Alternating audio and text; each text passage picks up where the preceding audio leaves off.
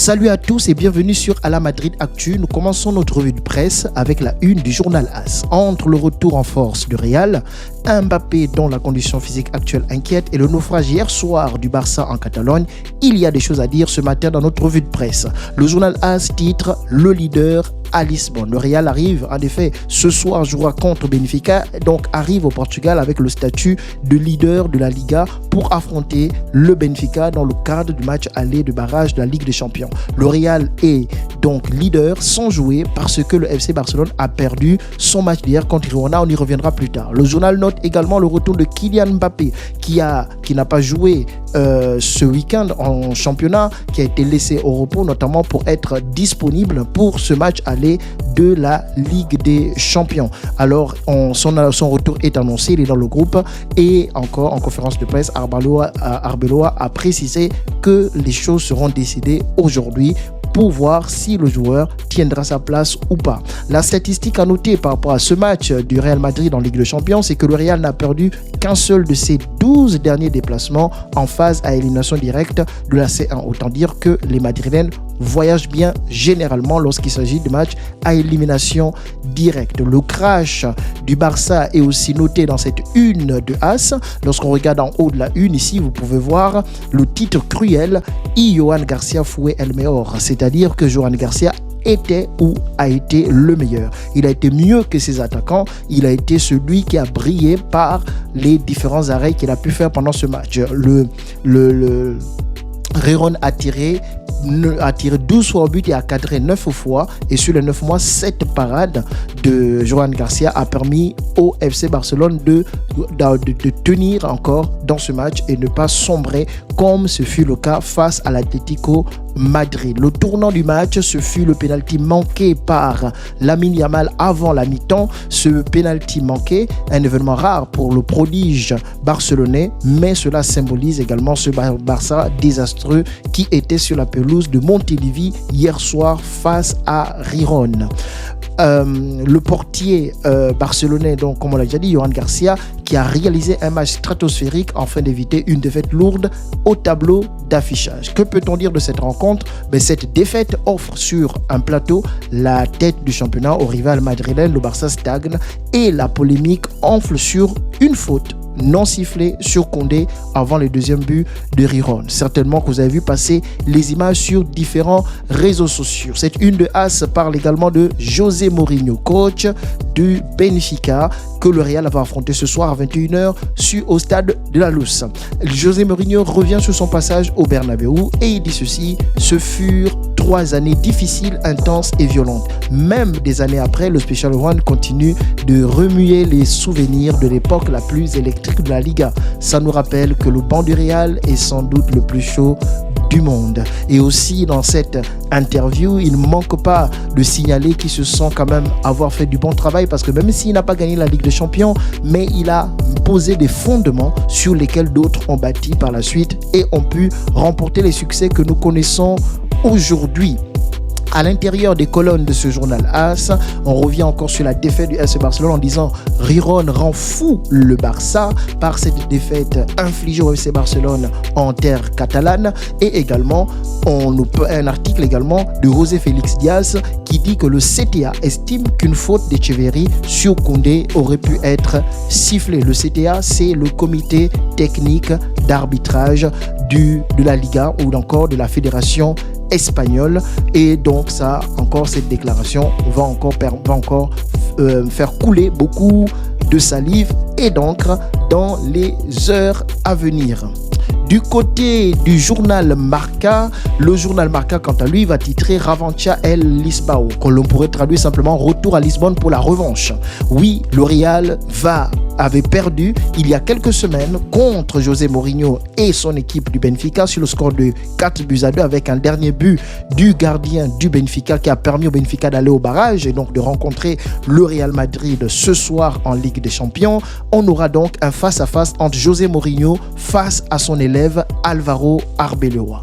Oui, le contexte est lequel? Le Real Madrid arrive amélioré, Arbeloa l'a affirmé, l'équipe a beaucoup grandi depuis cette claque reçue fin janvier. C'est vrai qu'on qu'on sent un peu de mieux dans cette équipe du Real Madrid. Maintenant, reste encore à confirmer ce soir contre le Benfica. Le journal Marca également revient sur le séisme en Liga. Le Barça qui perd des points et qui titre. Le Barça perd tout. C'est le bandeau jaune en haut de la une que vous pouvez regarder. El Barça se deja el liderato en Gijón. Le Barça perd sa place de leader, perd sa position de leader sur le stade de Gijón. Hier au stade de Montilivi. Le tournoi du match, on l'a déjà vu, est aussi évoqué, le pénalty manqué par Lamine Yamal et les conséquences immédiates, le Real qui récupère le trône de leader de Ligue des Champions qui avait été cédé depuis plusieurs semaines déjà au FC Barcelone. La statistique de crise pour le FC Barcelone, c'est la deuxième défaite consécutive du Barça, toute compétition confondue, après le 4-0 encaissé le jeudi contre l'Atlético Madrid dans le cadre de la demi-finale aller de la Coupe du Roi. Dans les colonnes de Marca également, nous avons cet article. Sans Juan Garcia, cela aurait été une autre humiliation comme celle du Metropolitano.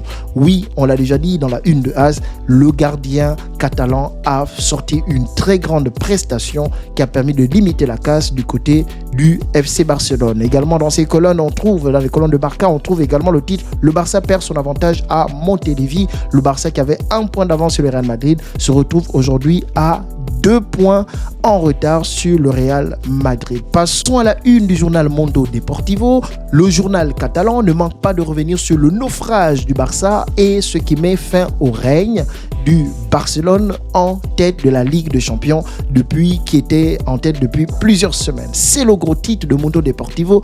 Pisotón al Barça, ce qui veut dire le Barça piétine. Oui, ça fait 2 rencontres en Coupe du Roi et en championnat où les résultats ne sont pas probants, le jeu n'est pas probant et d'ailleurs Hansi Flick va le signaler lors de sa conférence de presse d'après-match.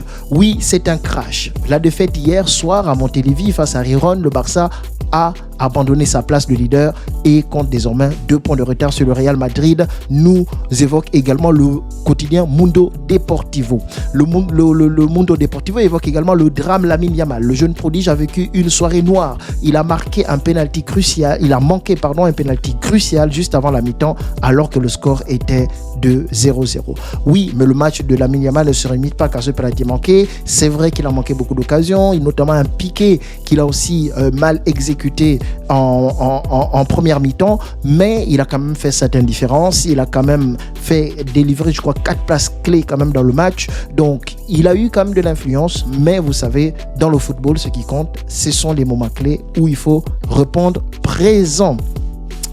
Et la statistique de crise encore est évoquée ici dans le Mundo Deportivo qui relève simplement que le Barça a aligné 2 défaites consécutives, ce qui n'est pas habituel du côté du club catalan. Le quotidien catalan L'Esportiu également revient sur cette défaite en terre Catalogne, c'est-à-dire cette défaite sur le stade de Gijón à Montilivi. Le score est sans appel, dit-il. 2-1 pour Girona, un scénario de dingue à Montilivi qui change tout au classement. Le Barça de Flick perd son fauteuil de leader après une soirée de frustration. Les analyses des faits sont les suivantes. Pourtant, tout avait bien commencé, nous dit le journal L'Esportiu pour les Blaugrana. Pau Corbarsi avait ouvert le score, mais Girona, porté par son public, a renversé la vapeur. Les buteurs, Lemar Fran Baltran, sont les héros du soir pour le stade de Gijón. Le tournant du match, côté Barça, on fulmine contre l'arbitrage. Le journal souligne un mécontentement du Barça suite à une faute non sifflée juste avant le deuxième but de Girona sur le latéral droit Jules Koundé. Je vous invite à aller voir vous-même les images sur les réseaux sociaux et de vous faire votre propre avis par rapport à ce sujet de plainte du FC Barcelone. Concernant ce match ce soir contre le Benfica, le Real Madrid se présente en terre portugaise avec 4 joueurs absents, notamment 2 blessés, Militao et Jude Bellingham, mais également 2 absents suite à des suspensions, c'est-à-dire le défenseur central Raúl Asensio et l'attaquant Rodrigo, qui sont tous les 2 absents pour avoir pris les cartons rouges au match précédent contre le Benfica. Mais ce n'est pas tout, il y a également 3 joueurs qui sont sous menace de suspension s'ils venaient à prendre un jaune pendant le match de demain et donc manquer le match retour. Et ces 3 joueurs sont Tchouaméni, Hussein et Alvaro Carreras. Donc ces joueurs devront faire attention pour ne pas être suspendus au match retour, mais toutefois sans jouer avec le frein. Il faudra pour les jeunes Hussein et Carreras faire preuve de beaucoup de maîtrise et beaucoup d'expérience. Pour pallier les absences des tauliers qui ont été cités, des jeunes ont été appelés la Castilla, notamment Johan Martinez, Thiago Pitarch et aussi le milieu de terrain Sestero, qui sont convoqués avec l'équipe première pour cette rencontre contre le Benfica. On nous évoque également ici l'état de santé de Jude Bellingham, notamment l'indisponibilité de Jude Bellingham. Initialement annoncé pour un mois, il s'avérerait qu'il serait indisponible entre 6 et 8 mois, c'est-à-dire 1 mois et demi et 2 mois. Vivement le retour du milieu de terrain anglais dans l'effectif. Mario Cortegana nous parle de l'avenir d'Alvaro Arbeloa et nous dit son avenir dépendra de ses résultats. Le contrat d'Alvaro Arbeloa apparemment court jusqu'en fin de saison prochaine, pas cette fin de saison mais fin de saison prochaine, et que si les résultats sont probants lors de cette première saison, il se verrait prolonger à son poste de coach et rester finalement en poste lors de l'été prochain. Mais si les résultats n'étaient pas probants, bien sûr que le Real chercherait un autre coach. Donc il y a une sorte quand même d'enjeu pour lui personnellement pendant ces matchs à élimination directe de barrage de Ligue des Champions ce soir. Donc Alvaro Arbeloa aussi est en train de jouer son avenir, sa saison prochaine, et tout le monde sait que tout le monde va être sur le banc du Real Madrid, et je pense que lui, il ne fait pas exception. Pour pouvoir réussir sa saison et rester sur le banc du Real Madrid la saison prochaine, Alvaro Arbeloa a besoin d'un Vinicius Junior en très grande forme. Et d'ailleurs, les proches de Vinicius nous diront qu'il se sent ravi avec le coach espagnol. Ce qui veut dire que si Vinicius est ravi avec le coach espagnol, il sera épanoui et aura des bonnes prestations sur le terrain. Comme on l'a vu ce week-end, un très grand match de Vinicius Junior qui a porté le Real de Madrid en l'absence de Kylian Mbappé et de Rodrigo et de Jude Bellingham, en espérant que ce soit le cas encore ce soir, qu'il sorte une prestation XXL comme on a l'habitude, comme on l'a déjà vu plusieurs fois en Ligue des Champions, encore sur la scène européenne.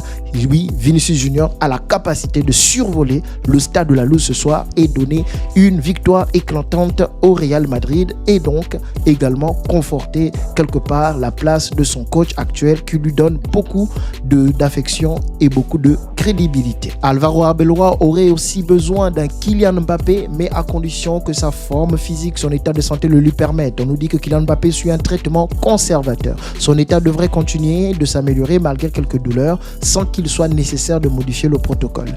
On espère qu'il va être en forme et qu'il pourra tenir sa place ce soir. Si ce n'est pas le cas, autant ne pas prendre de risques et le garder, afin qu'il puisse récupérer et qu'il puisse revenir aider l'équipe lorsqu'il sera à 100%. Fabrizio Romano nous fait un peu le point sur l'effectif du Real Madrid, notamment les transferts et les fins de contrat.